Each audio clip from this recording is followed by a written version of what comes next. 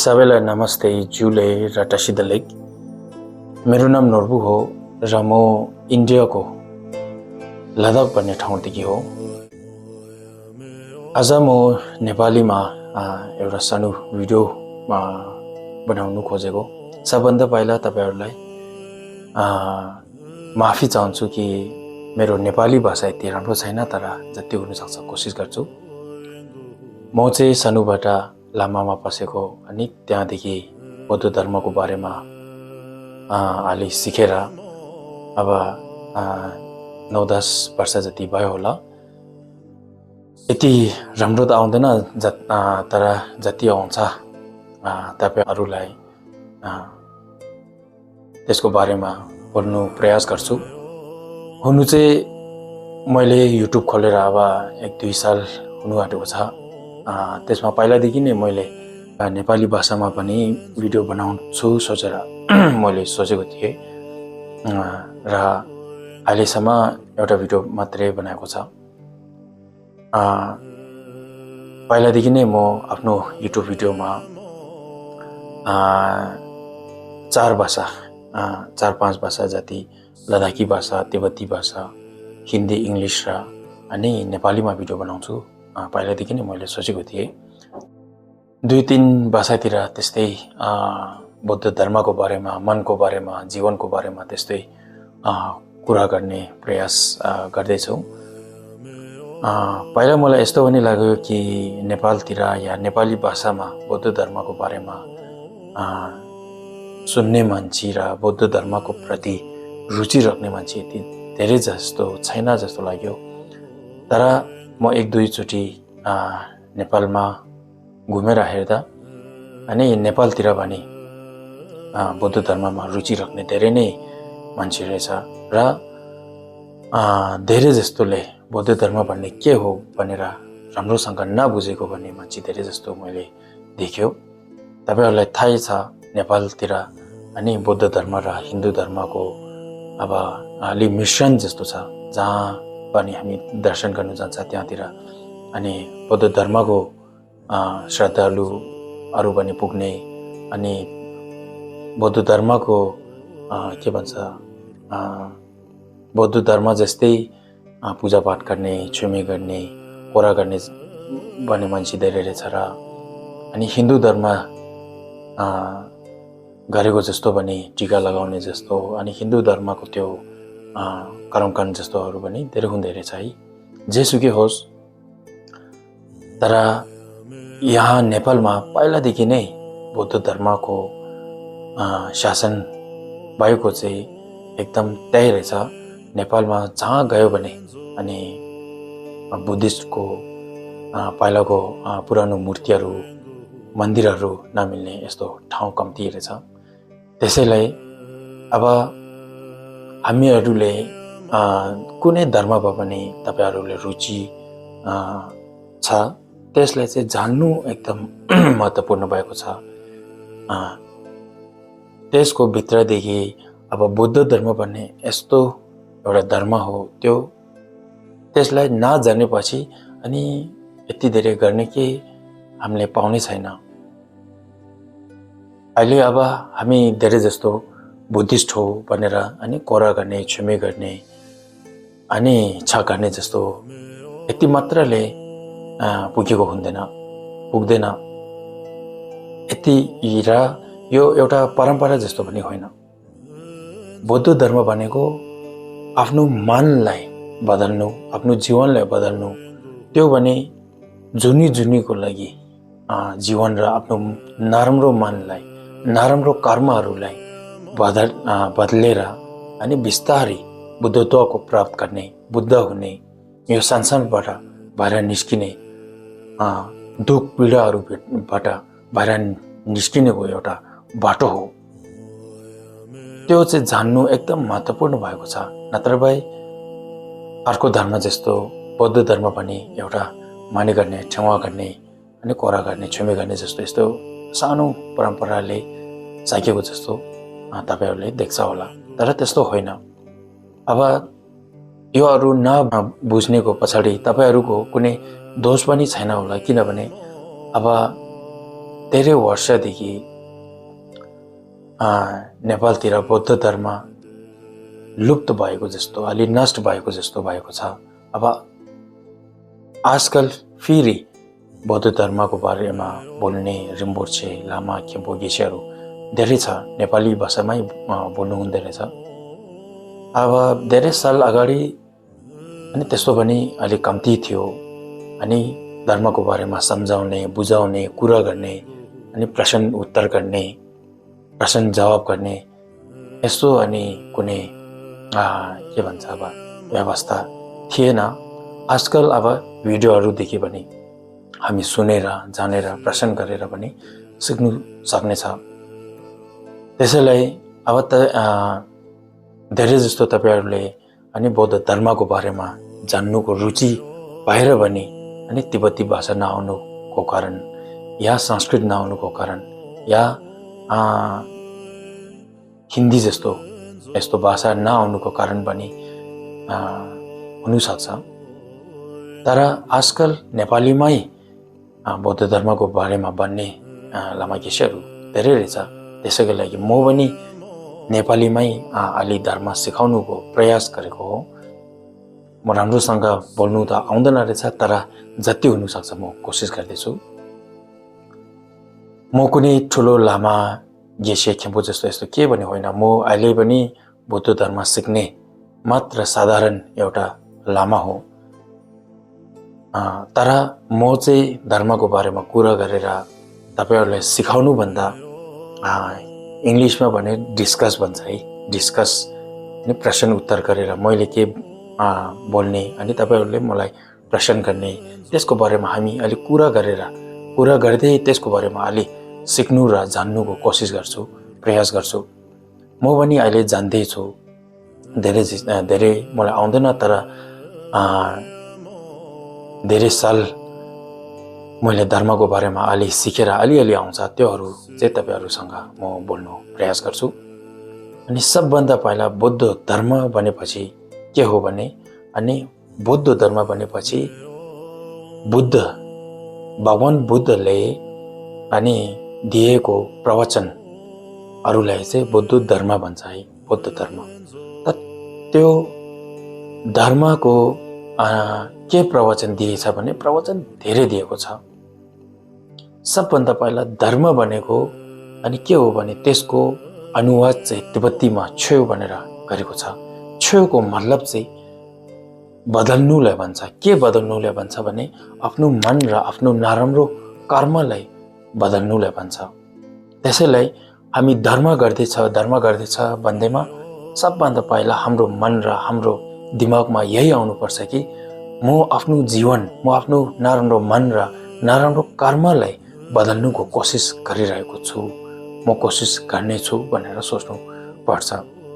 यो कुनै कर्मकाण्ड होइन, यो कुनै परम्परा होइन, यो जीवन, आफ्नो जीवनलाई एउटा राम्रो दिशा दिनुको एउटा बाटो जस्तो सोच्नुपर्छ।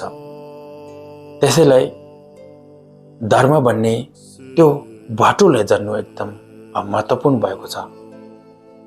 भगवान बुद्धले धेरै प्रवचनहरू दिएको छ। त्यो सबै प्रवचन एउटा कुरालाई मात्रै उहाँले सोचेर बोल्नु भएको छ। त्यो चाहिँ के हो भने कसरी हाम्रो आफ्नो जीवनमा अलि सुखी आउँछ, शान्ति आउँछ भनेर, कसरी हामी आफ्नो जीवनलाई बदल्नु सक्छ, कसरी हामी आफ्नो नराम्रो मनलाई अलि बदल्नु सक्छ, अनि कसरी हामी बिस्तारै यो संसारबाट, यो दुःख पीडाहरूबाट बाहिर निस्किनु सक्छ, त्यसको बारेमा मात्रै हो।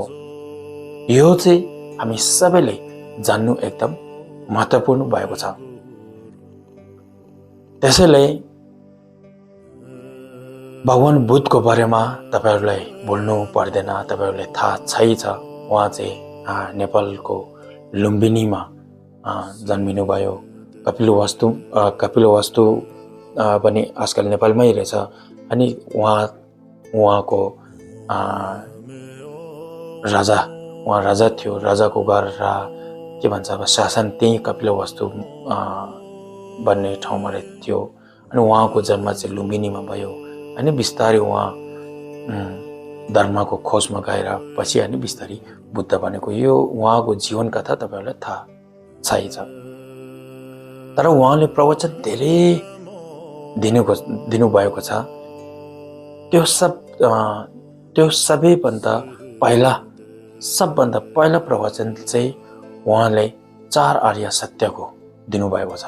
त्यो 4 आर्य सत्य भन्ने चाहिँ एकदम ठुलो कुरा पनि हो र अनि एक तर्फबाट त्यो हामी आफ्नै जीवनमा हेरेर अनुभव गरेर पनि हेर्नु सक्ने एउटा कुरा हो, सत्य कुरा हो।